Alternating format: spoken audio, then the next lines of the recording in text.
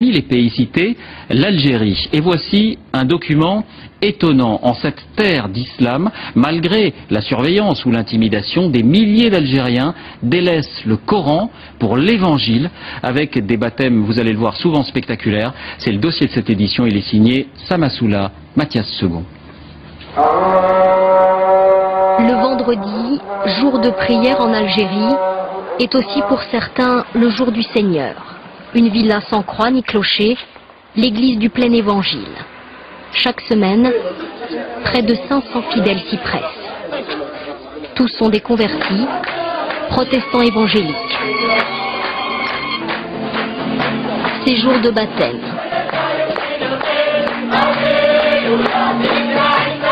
Des hommes et des femmes nés musulmans vont embrasser la foi chrétienne.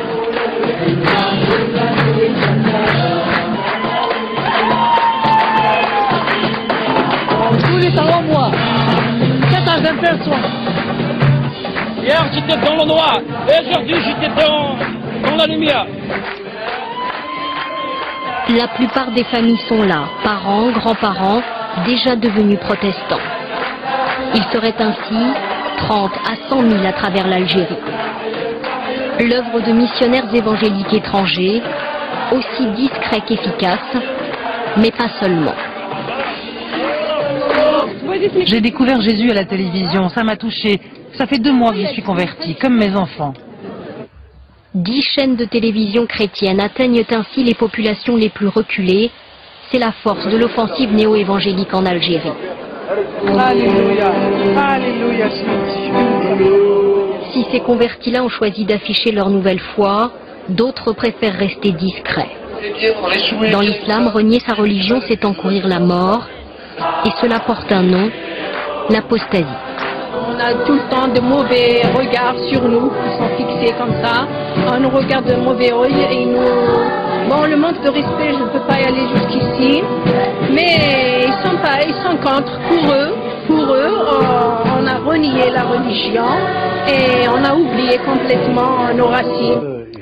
Cet homme, très inquiet de nous parler, était jusqu'à sa conversion un fonctionnaire très bien noté. C'est par la haine envers les chrétiens que j'ai perdu mon travail. Ils nous accusent de faire le prosélytisme, mais c'est archi faux.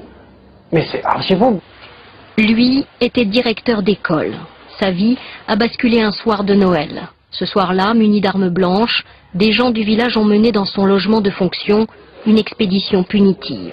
Ils l'accusaient de célébrer Noël à l'école. Son fils se souvient. Le voisin nous a dit 2 ou 3 fois une phrase que je ne vais pas oublier. Il a dit ramenez-nous des terroristes et ne ramenez pas de chrétiens ici. Je me suis dit c'est la fin. Avec des armes blanches devant ma porte et moi j'ai mis ma vie. Ils vont arracher la porte puis ils vont nous tuer là-dedans. Moi j'imaginais le pire, j'ai imaginé c'était un bain de sang qui va se passer là-bas. Après 28 ans de carrière, le directeur d'école a été radié de l'éducation nationale. C'est pas moi seulement qui ai été frappé, c'est le christianisme, pour c'est-à-dire donner un exemple. Voilà, celui qui est comme celui-là, on va le frapper, on va le mettre dehors. Une telle violence à l'égard des chrétiens reste toutefois rare, surtout en Kabylie, où le phénomène est le plus ancien.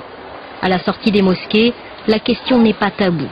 Pour tous, les églises évangéliques achètent les consciences.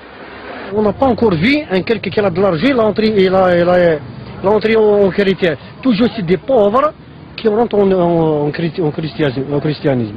Tu as compris comment? Parce qu'ils donnent d'argent. Ils donnent des appartements, d'argent, des visas. Le gouvernement algérien qualifie le phénomène néo-évangélique de néfaste. Il a adopté une loi qui punit le prosélytisme de peine de prison. Les églises la dénoncent comme une épée de Damoclès au-dessus de leur tête. Transporter plus d'une Bible dans son sac est un délit.